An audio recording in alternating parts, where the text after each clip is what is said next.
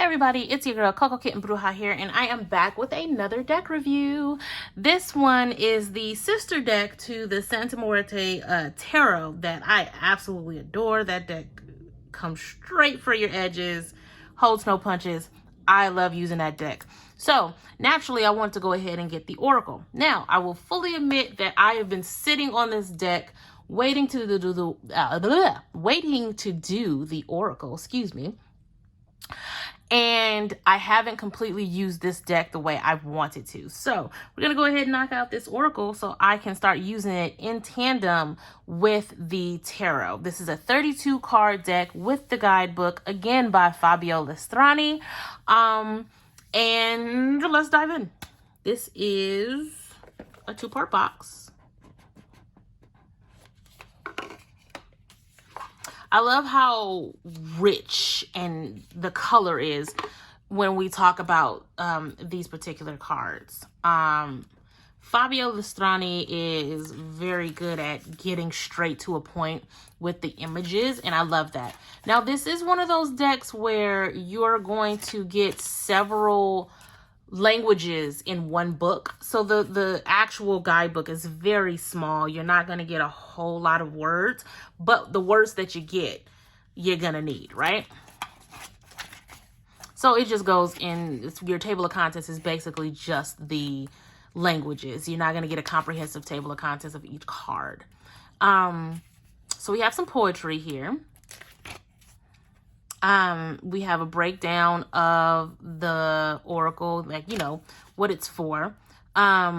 So it says these first 8 cards represent architect types. So we have emanation, creation, formation, and action. So there are 4 different types of cards that you're going to get out of these.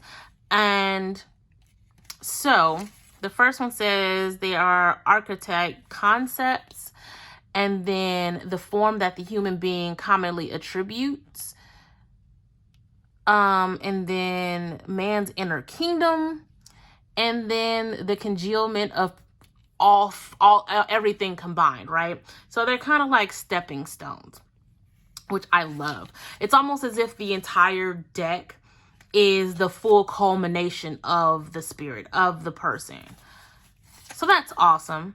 So we go right into it as far as the meaning of the card. So there's no picture, it's just the straight meaning. So the very first card, what it means, and then advice from the dead, just like the Santa Muerte Tarot. So, you know, there's not a whole lot to it. When you get to the end of the explanations, it goes into how to use it, right? And then it gives you spreads. Now, the cool thing about this deck, like, it is just so damn dope, is that the back of the card, you'll notice the back of the card is different. If you lay them all out, it turns into a Ouija board. That might work for some people, that might not work for others. I thought that was absolutely dope. Like, the amount of work that he puts into this deck, I absolutely love it. So you have a functioning Ouija board if you decide to put all of the cards together. So I think that that's really fun. But let's look at the cards. They are typical Oracle size, right? It's bigger than a tarot, but not too big. My hands are about average size. So again, when we talk about his imagery, it's phenomenal. It's very vibrant. It's very in your face. Like, you can infer a lot from these particular cards. Like, wow, look at that. It almost looks like an optical illusion. Like, it's almost look like it's 3D. These are glossy, so you will get feedback from lighting. Look at that. They're so vibrant. It's almost as if they jump off the screen at you, right?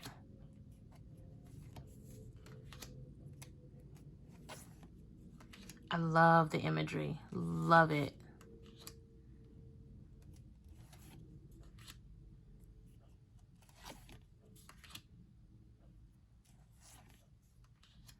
The beautiful. Wow, look at that.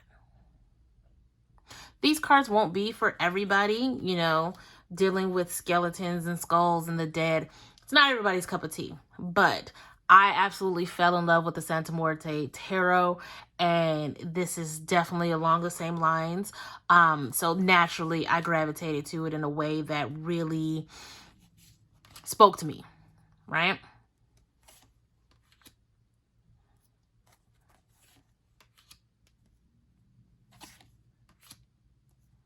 Absolutely beautiful.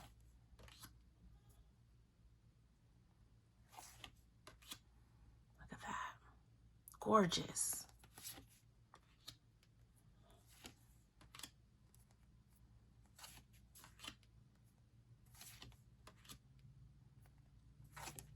Guys, let me know how you feel in the comments about this particular deck. Like, subscribe, share, all of that fun stuff. I will have a link to the Amazon listing down below. Let's take a look at how it shuffles. For all of my services, you can check the website, cocokittenbruja.com. Make sure you check me out on Facebook. I go live every week with readings and more. All right, looks like it shuffles just fine. Side shuffles as well. Let's see if we can... Okay, there's the card. Number 14, that is a 5 card. Signifying change. Number 14.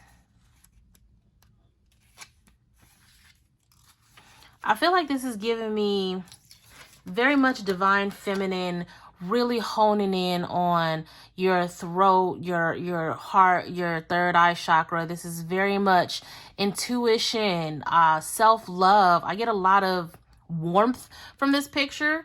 But let's see what it actually means, especially with this. It's almost like thunder coming out of the crown.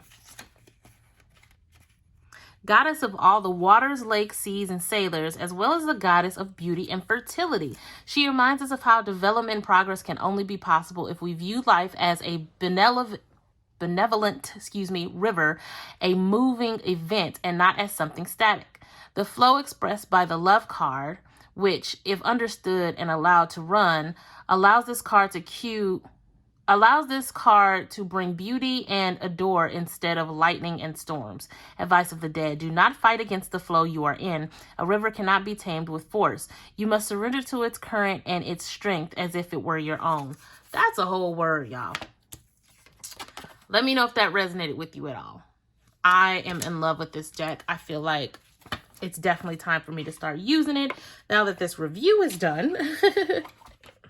Also, let me know if you would use this deck for the Ouija board in the back. It's okay if you won't, but I feel like the deck is still amazing regardless. All right, that's all I have for this review, guys. As always, I'm sending you tons and tons of love and light. And until next time, peace.